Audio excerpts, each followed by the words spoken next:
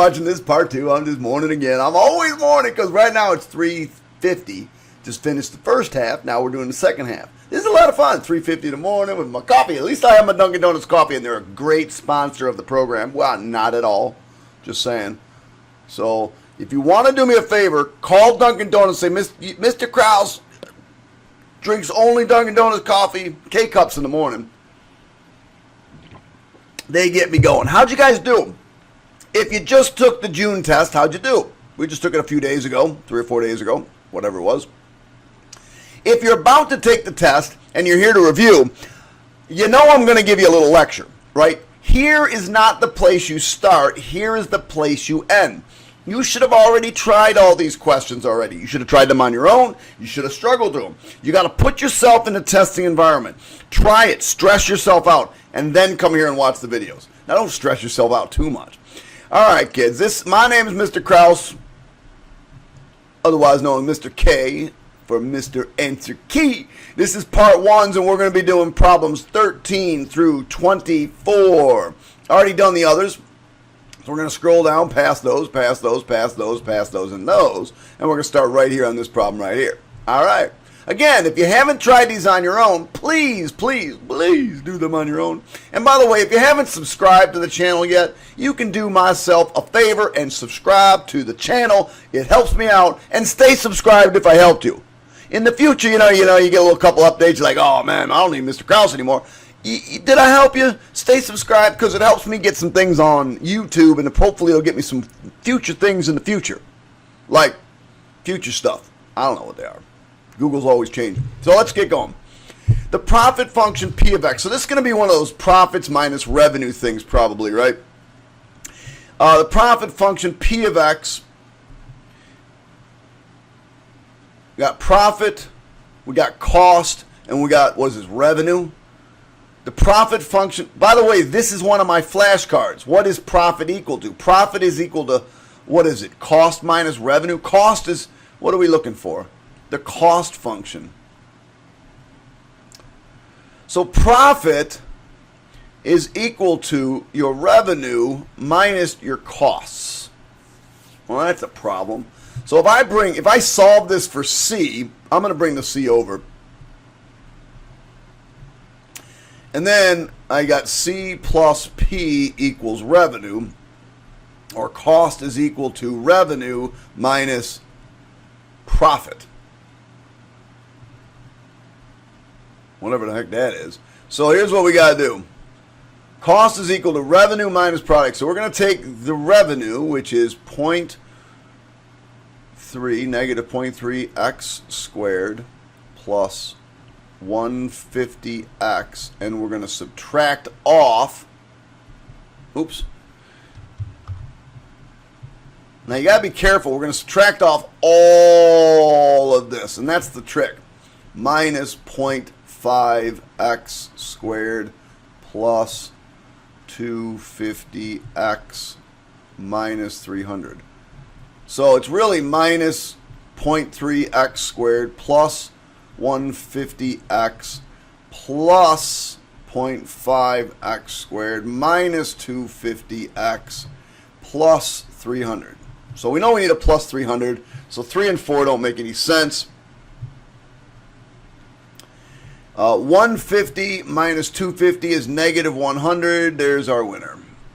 Choice 1. And negative 0.3 plus 0.5 is 0.4. So it all came back to the idea that you had to know that profit is equal to revenue minus cost. Money you bring in minus the money you have to spend. That is a flashcard. I hope you have them downloaded and you understand them. If you don't, check MrKrauseMath.com. Hopefully I've updated by now. You can get the flashcards. And if you didn't get the flashcards before the test, I apologize. And God, this is driving me nuts.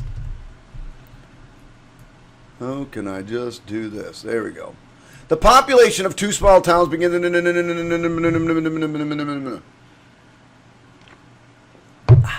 According to the trend continues, approximately how many years after the beginning of 2018 will it take for the populations to be equal? So in other words, you have to come up with the two equations. 1,240. Now, if I've got 6% growth, that's 1.06 to the x. I want to know when that's going to equal 890, 1.11 to the x. Well, I can just plug those numbers in and check, or I can do it graphically. I'm going to do it graphically. I think it's easier. So 1240, parenthesis, 1.06, parenthesis, raised to the x. I don't like that, so I'm going to raise it to the x on the outside. And of course I can't see it. I'm going to press tab and I'm going to do 890, 1.11. Oops. Hit the wrong button. Got all messed up. Parenthesis. Raised to the x. And of course you're not going to be able to see this because one of them starting at 1200, one of them starting at 890, and they're just going to get ginormously bigger. We don't need this. So I'm going to put in like -2. Press tab. I'm going to type in, I don't know, let's go with 1500. Tab. And, whoa, it doesn't look, 1500 is not even enough. And I'm going to go with 30 over here, but I got to go back here. So tab, tab, tab, tab. And maybe I need 20, maybe I need 10,000.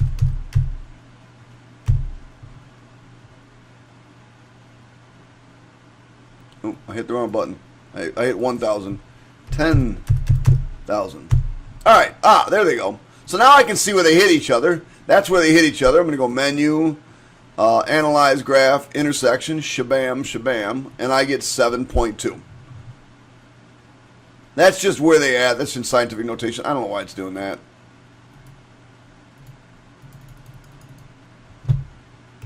That's the answer. So 7.2 is the answer. So around 7. Now, that's the answer. Choice 1. Now, if I just did it using my calculator, by the way, you can't do it if you don't know these formulas. If you don't know how to do exponential growth and create these formulas, it's not possible. You need to know this is the start amount.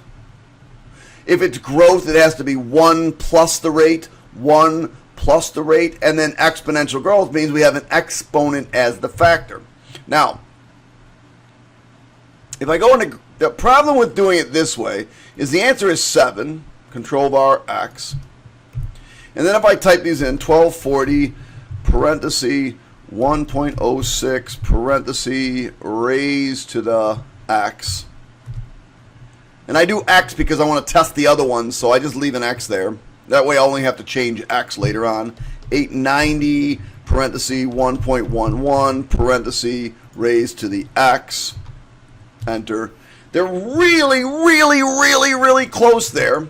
If I change the x to a 20, you're going to see they're ginormously different. I like ginormously different. Now, that's a real word, by the way. I just invented it. That one's 3,976, and this one is going to be much larger. 7,000, not even close. So the answer is 7. But really what they were testing, kids, is could you create those formulas? You had to do it. All right, so I'm going to do this problem 2 different ways. If I do it 2 different ways, you should be able to get it right. First thing I'm going to do is I'm going to write this as y equals x cubed minus 2. Now, you know when you find inverses, your first thing you're going to do is switch these two. So you get x equals y cubed minus 2. Solve for y, so I get y cubed equals x plus 2. And then you just take the cube root. So y equals the cube root of x plus 2. But we should put it back in inverse notation. So it appears as if, why would we do plus or minus? It appears as if choice 3, 15, choice 3 is the right answer. The only time we do plus or minus, and it's a flashcard, is when you take the square root, not the cube root. Oh my goodness, did you fall for that one? I hope not. That's a tricky one there, New York State. But here's what I'm going to show you. I'm going to graph the original, which is x cubed minus 2. There it is. And then I'm going to go tab. And I'm going to graph the thing I came up with, which was the cube root, control cube root of x plus 2. Now, are those inverses of each other? Well, if you press tab and you graph the line y equals x, they should look exactly like mirror images of each other, and they are. So that's two different ways to do a relatively easy problem. Oops. All right, so we need a fourth degree polynomial. Because it's a fourth degree polynomial, we know that it's even, so they either got to be both pointing up or both pointing down. Well, that's all three of them, so that's not going to help us. We've got a root, or 0, of negative 5. So negative 5 would be right there, so we need a root of negative 5. Negative 5, gone, gone. We need a root of negative 5 and a root of 3. Now, here's the tricky part, and I like this question. I think it's a really well-written question. These two roots are imaginary. If you have imaginary roots, you got to imagine that it hits the axis. Not that it actually hits the axis, that it imagine that it hits the axis. And that's choice 2. All right, that's it. The weights of the bags at this chocolate function are normally distributed. I see normally distributed. I'm probably going to draw my normal distribution curve, which probably should look a little better than that, with a mean of 4.3 ounces and a standard deviation of 0.05 ounces. What is the probability that a bag of these chocolates weighs less than 4.27 ounces? So 4.27 would be around here. Less than would be all this. Straightforward, normal CDF question. This is a part 2. You should say you used your calculator. Oops, wrong way. So we're going to go to calculator. We're going to go to normal CDF. 652. Lower bound is negative infinity. The upper bound is 4.27.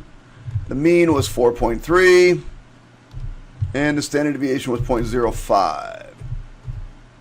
0.2742. 43 actually. Choice 2. 17 is 2. There she goes, kids. Straightforward. The half-life of iodine 137. Notice this is your every. For those of you that in my class, I call this the every. So I know it's going to be every 8 hours, every 8 days, every 8 months, every 8 minutes, every 8 seconds. I don't know what it is. We're going to start with 100. It's a half-life. That's why this is a half. And that's my number of days. So the percent of the isotope left in the body, blah, blah, blah. When this what is the approximate value constant for K? Oh. When this equation is written in terms of the number E, the base of this natural logarithm, well, that's interesting. So 100, never seen a question like this before. E to the KD is equal to 100, 1/2 to the D over 8. I'm just curious if there's a way to do this algebraically. Well, I don't need these.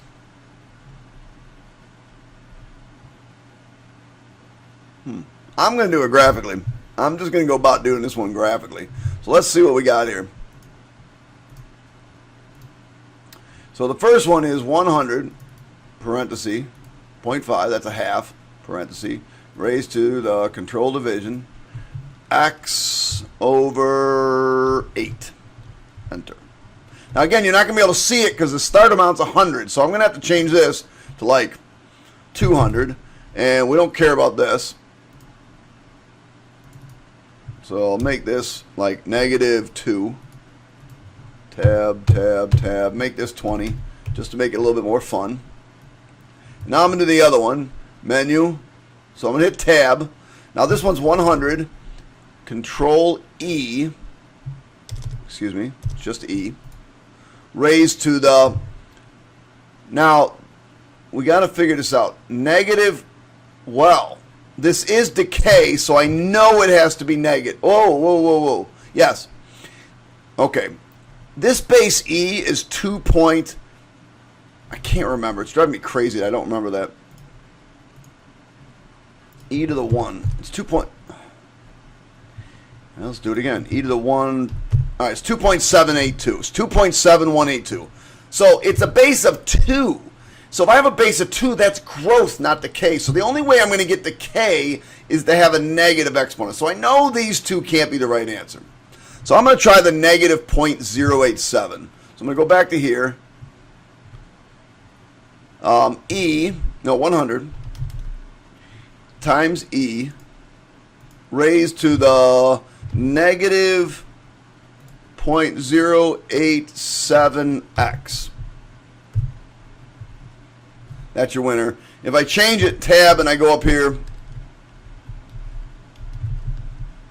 negative 11.542, it's going to be ginormously different. See how it's like goes straight down? Yeah. So there's your winner. I'm sure there's a way to do this algebraically, but that's not really probably something they want you to be doing in this class. So let's talk about this. Translated to the right 1 unit and down 1 unit. The coordinates of the x-intercept. Now, first things first, I'm going to do this just using your brain. All log functions go to the point 10 if they don't have a transformation. There's really no transformation on this. It doesn't matter what the base is. It's always going to go through 10. All right, now we're going to translate right 1 unit and down 1 unit. Right 1 unit and down 1 unit. That point is 2, negative 1. All right, so what's the x-intercept going to be? So remember, it goes like this, right? Log functions go like this. So if I move down right 1 and down 1, it's probably going to go to that point right there, which looks like it's 3, 0. Looks like 3, 0 is the big winner. And let's check this. So I know you're thinking, how do I check this? Well, what am I going to do? Come on, you guys know this. Control log base 2. Now, if it is a movement to the right 1, I put x minus 1 on the inside of the parentheses.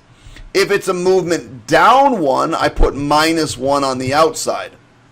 Right? So it's right 1, down 1. But remember, a transformation left and right goes inside the parentheses with a backward sign. In other words, it's going right, so you put a negative.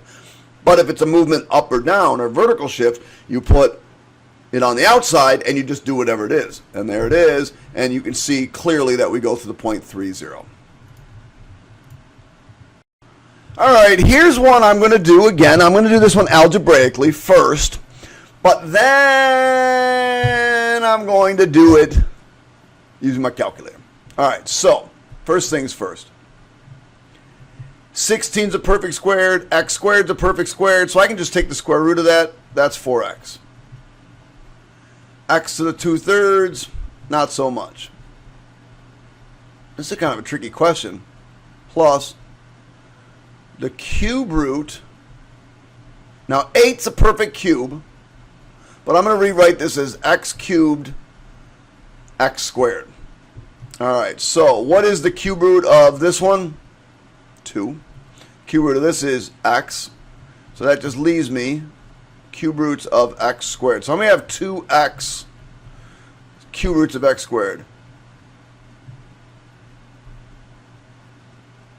Oh, that's interesting. I think those are out. All right, we got to figure out what this is. So remember, whenever, this is x to the 1, whenever you multiply, you add the exponent. So this is going to be 4x to the 4/3.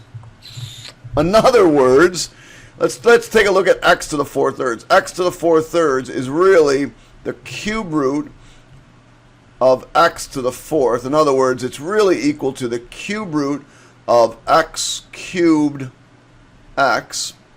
And the cube root of x cubed is x. So this is really x cube roots of x. So this becomes 4. And then this thing is really this. X cube roots of x plus 2x cube roots of x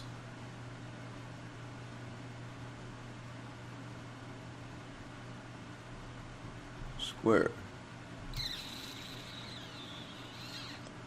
Did I screw something up, kids?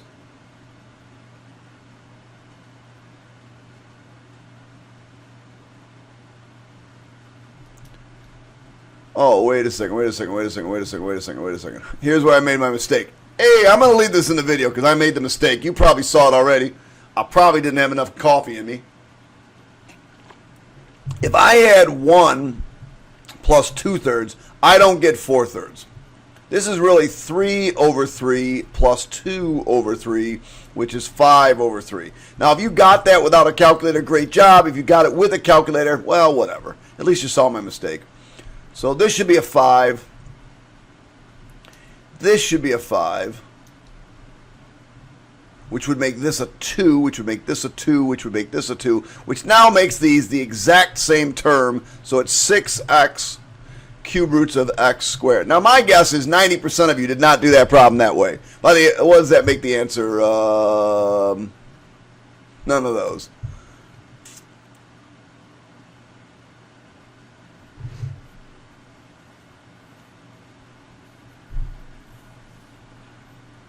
You know, New York State, you guys are jerks. You're either going to do it or don't do it. Come on.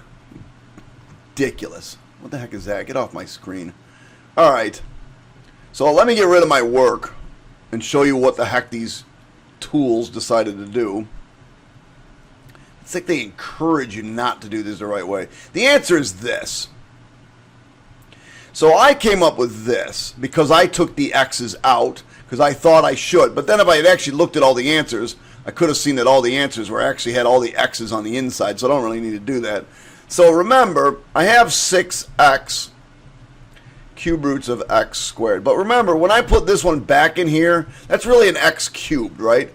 So this is really 6 cube roots of x cubed x squared. And again, if I had taken this out, it gives me an x on the outside, which is what I came up with as an answer over here. But I didn't. They didn't, so they wanted it on the inside apparently, and this is really just x to the 5th, which is what this is as an answer. All right, so let me show you what you're probably going to do on the day of the Regents. You're probably going to do this. You're going to come over here, you're going to go in your calculator, 2.365, and you're going to store that into x.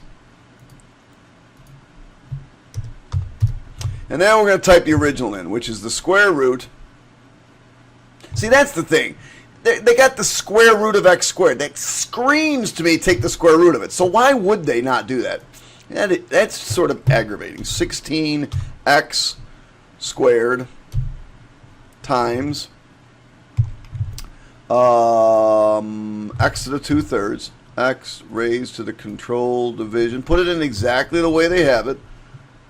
Plus the cube root of, you gotta be careful with this one, cube root of 8x raised to the 5th. I mean, we do so much with exponents. You get that as the answer, and then we came up with 6 cube roots of x raised to the 5th. You'll notice it's the exact same answer. They're almost encouraging you to do it this way by being jerks. They should have cleaned all this up. I don't like the way they did that one. Not a great question. You should have been better. All right. Which equation represents a parabola with a focus of that and a directrix of that? Okay, so I'm going to show you the right way to do this problem. And then if you have a TI Inspire, I'm going to show you another way you could do this problem. But remember, the graph of a function looks like this. We got a y equals 9 up here is our directrix. And we got a focus of negative 2, 5. 3, 4, 5. So this difference is 4. And so we know then that the vertex has to be right here, right in the middle. This difference being 2 and this difference being 2. So that red point is really negative 2, positive 7, because it's got to be right in the middle. All right. So really what I want to solve these for and get them in vertex form. So how am I going to do that? Well, first of all, we're not going to have a y squared. That's just dumb. So let's get rid of those. So it's got to be one of these two. So it's also got to be a parabola facing down. So I'm certain that choice 4 is in fact the right answer, because it's got to be, if it's a parabola facing down, it has to have a negative x squared. Now, why do I know this is going to have a negative x squared? Because I got to get rid of that negative 8. So I'm going to divide by that negative 8, divide that at negative 8. So I get, on the left side, I get negative 1/8 x plus 2 squared equals y minus 7. Now I'm going to bring the 7 over, so I get negative 1/8 x plus 2 squared plus 7 equals y.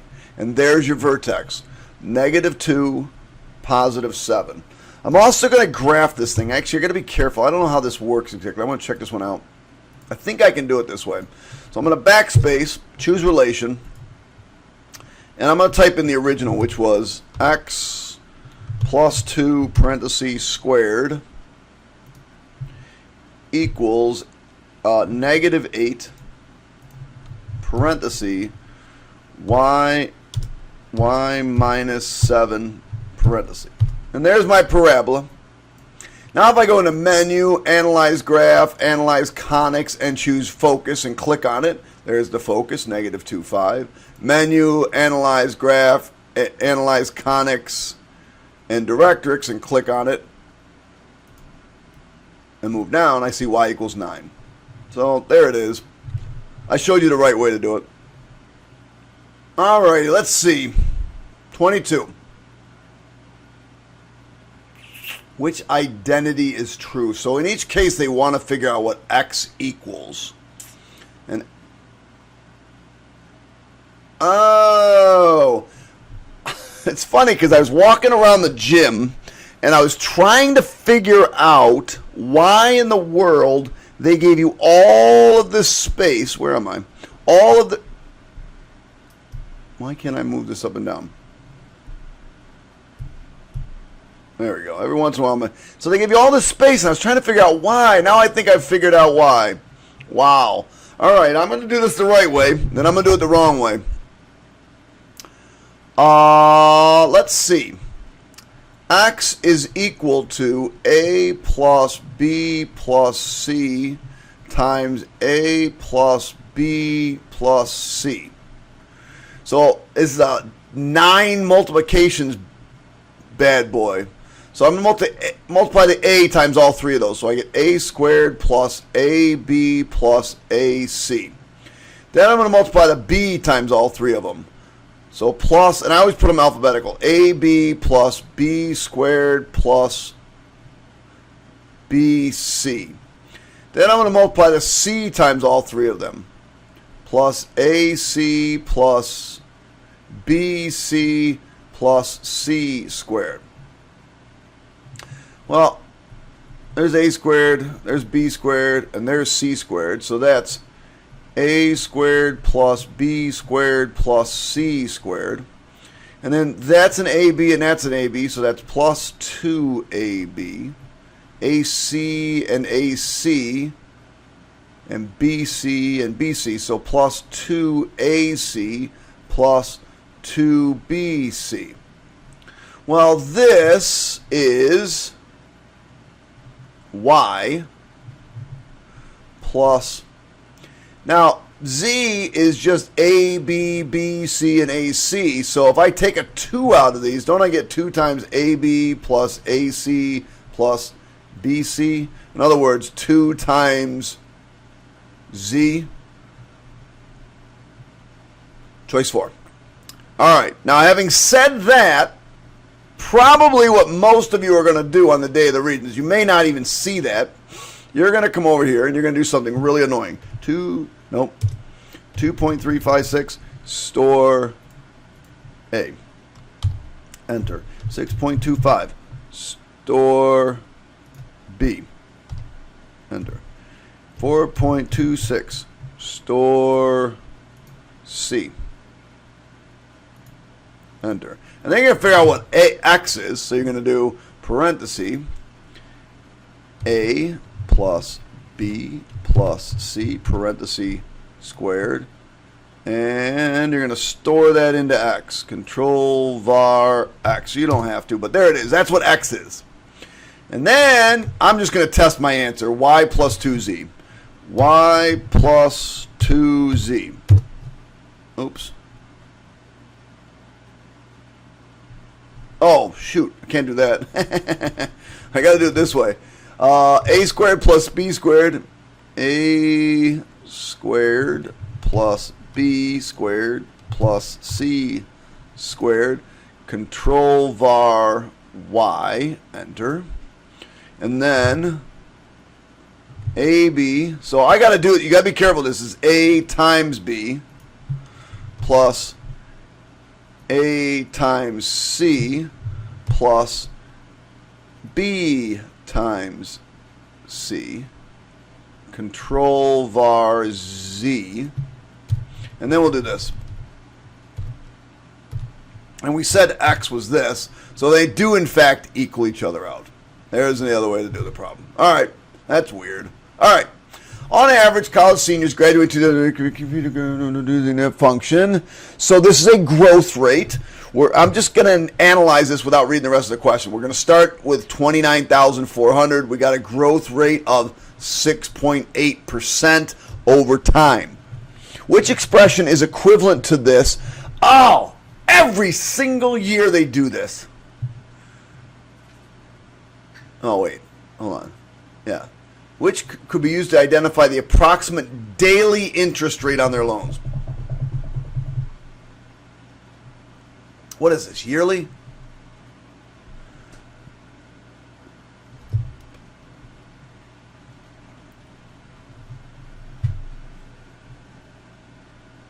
So let's see what we got here. Really, we just got to figure out which one's going to give us back this. So if I multiply these, because when you have exponents raised to exponent, you just multiply them. This gives me t over 365. That's not it. This just changed all of this to this. That's not going to work. This one you never divide the 1 by 365. So that's not it. My guess is it's this one. Pretty sure it's this one. Now, how am I going to check that 100%? Graphing calculator, brothers and sisters. I'm going to check it 100% just to make sure it is in fact the same thing. 29,400 parenthesis 1.068 parenthesis raised to the x. Of course, it's starting at 29,400, so I probably should change this to like 50,000. And change this to maybe 20. All right, that's what that is. And then I'm going to press tab, and I'm going to type in the answer that they came up with, 29,400 parenthesis 1 plus 1.068 raised to the control division. And I'll show you why this is true also in a minute. 1 over 365 raised to the 365x. And it's the exact same function. Again, don't forget, when you have an exponent raised to an exponent, you have to multiply the two exponents. When I multiply 1 over 365 times 365 x, I just get x, or t in this case. All right. One of my kids said this was a 100-buster question. So a manufacturing plant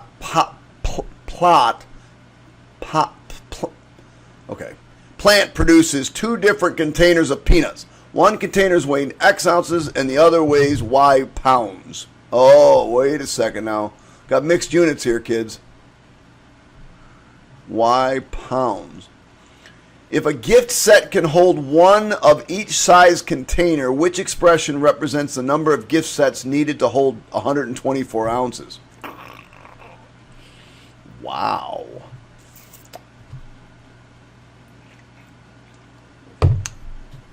I don't even understand the question yet. Probably because I need more coffee. My coffee's empty.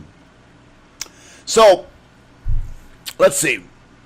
A manufacturing plant plant produces two different size containers of peanuts. We got one container that contains X ounces, and we got one container that contains Y pounds. Now we know that, is this on I think it's on your formula sheet. I bet I put this in here. 16 ounces is a pound. Yeah, right there. 1 pound weighs 16 ounces. So at least they give that to you. You may not have known to need it or not need it. So, if a gift set can hold one of each container, which expression represents the number of gift sets needed to hold 124 ounces?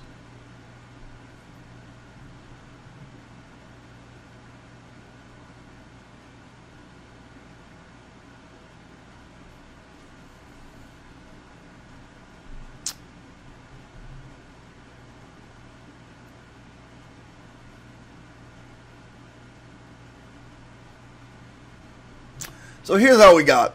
We have 124 ounces. And the first thing, that's what we're going to start with. So we need to put that into a couple of different boxes. So we're not going to divide by 124. That doesn't make any sense. We're going to take 124 and divide it by this. So how am I going to figure that out? Well, I want to figure out in ounces, right? So how many ounces is this? Well, if I have Y pounds, that means it's 16 times Y ounces. So I need to take 124 ounces and I divide it by X ounces plus the ounces in the other one, which is 16 Y ounces. So that was that question. Wow, that was kind of a rough one just to kind of understand. Let me see if I got it right. Choice three. Yes, I did in fact get it right. Woo! That was a rough one. That was a rough one. The trick was you didn't, first of all, you're not going to multiply 16 times X because that's already in ounces. So anything with 16X in it didn't make any sense anyway. And had to have 16Y. And then the other thing is you want to take this big number of 124 and divide it into things. Wow, that's a tough question, 24. That is not a bad. That's the last one. There it is. All right, kids, there she blows. Check that out. That's the end of this. Hit the subscribe button, hit the like button. Please stay subscribed to the channel. Comments in the bottom. If it's not real close to Regents time, if you're watching this afterwards, you can leave me comments all you want. I'll try to respond to them. But if you're leaving me comments and it's close to the time my kids are about to take the Regents, I'm busy every single night reviewing, and I don't have time too much to answer. I try to answer them, but I can't always answer them. All right, kids, stay cool. Keep working hard. Don't quit. All right, catch you all on the fly side. Bye.